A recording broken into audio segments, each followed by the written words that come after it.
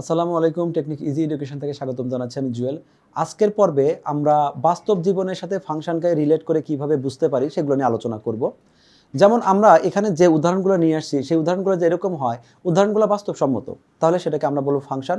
উদাহরণগুলো যদি বাস্তবসম্মত না হয় তাহলে আমরা সেগুলোকে বলবো শুধুমাত্র অন্যায়। আমরা এখানে আলোচনা করেছি যে মা এবং সন্তানের যে সম্পর্ক আছে সেটা নিয়ে, অথবা এখানে মা ছেলের সম্পর্কটা রাখা হয়েছে।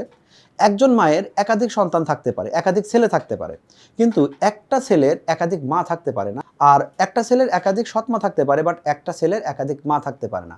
আমাদের এখানে দেখো, এখানে লেখা আছে যে জনির মায়ের নাম মাসুদা, রনির মায়ের নাম হালিমা, বনির মায়ের নাম রহিমা, এই টাইপের। এখানে বোঝাচ্ছে এখানে চারজন ইন্ডিভিজুয়াল মানুষের নাম দেওয়া আছে যারা ইন্ডিভিজুয়াল চারটা মা থেকে আসছে। এই কথাটা বাস্তবসম্মত কথা, যে হতে পারে যে আমরা যে চারজন মাকে নিয়ে আলোচনা করছি তাদের চারজনের চারটা ছেলে আজকে প্রেজেন্ট আছে, এই চারজনের মধ্যে শুধু আলোচনা করছি, অথবা এই চারজনের শুধু একটা একটা করে সন্তান আছে। এটা হতে পারে, এটা বাস্তবসম্মত কথা। তাহলে আমরা বলছি এটা আমাদের ফাংশন। আবার দেখতে পাচ্ছি, এখানে দেখতে পাচ্ছি যে পরবর্তী আমাদের উদাহরণে যেটা দেওয়া আছে সেখানে দেওয়া আছে যে মাসুদা নামের যে মাটা আছে সেই মায়ের দুইটা সন্তান ছিল, একজনের নাম জনি, একজনের নাম রনি। এটা হতে পারে একটা মায়ের দুইটা সন্তান ছিল, সেখানে জনি রনি দুইজনকে তার নাম রাখা হয়েছে, এই কথাটাও বাস্তবসম্মত।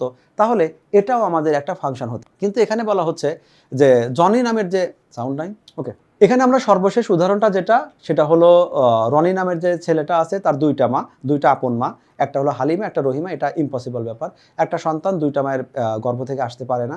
আর ববি যেটা আমেনা, আমাদের যেহেতু অলরেডি একটা ইনভ্যালিড একটা কথা আসছে, মানে এই উদাহরণটা বাস্তবসম্মত না। এই বাস্তবসম্মত না, এই টাইপের সম্পর্কগুলোকে আমরা বলি অন্যায়, অর্থাৎ এটা শুধুই মাত্র সম্পর্ক কিন্তু বাস্তবসম্মত।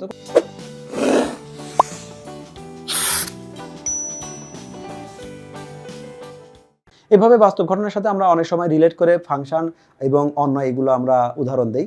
আর বারবারই কিন্তু আমি বলে দিচ্ছি যে যত প্রকার ফাংশন থাক, এক এক ফাংশন থাক, এরা হলো অন্যায়েরই একটা পার্ট। অন্যায়ের একটা স্পেশাল পার্টকে আমরা বলছি ফাংশন, আরও স্পেশাল হচ্ছে তাকে আমরা বলছি এটা এক এক ফাংশন। ডোমেন রেঞ্জ নিয়ে আমরা কিছু আলোচনার মধ্যে এখানে যে আমরা মেশিনটা দেখতে পাচ্ছি, যারা এই মেশিনটা হয়তো অনেকেই আমরা এই মেশিনটা দেখি না, কারণ আমরা বাজার থেকে প্রক্রিয়াজাত শুধু চাল কিনে নিয়ে আসি।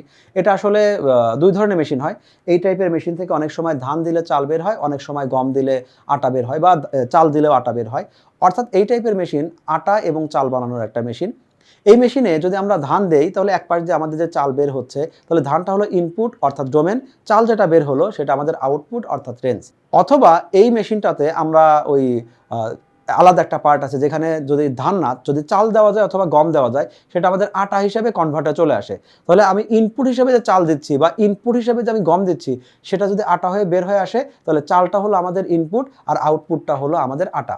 খেয়াল করে রাখো, ইনপুটে যখন ধান দিচ্ছি আর আউটপুটে চাল বের হয়ে আসলো, এখানে চাল কিন্তু আমাদের রেঞ্জ বের হচ্ছে। কিন্তু চালকে যদি আবার ইনপুট হিসেবে দিই আর একটা মেশিন, ওই মেশিনে চাল দিলে সে আটা হয়ে বের হয়ে আসে, তাহলে এবার আমাদের চালটা হলো আমাদের ডোমেন আর আটাটা হলো আমাদের রেঞ্জ। ডোমেন রেঞ্জ দিয়ে আমরা বাস্তবসম্মত কিছু উদাহরণ দিয়েছি, অর্থাৎ বাস্তব জীবনের উদাহরণ দিয়েছি। আমরা কিছু সমীকরণ থেকে তোমাকে মান বের করে দেখিয়েছি, কিছু ক্রমজোর দিয়ে দেখিয়েছি।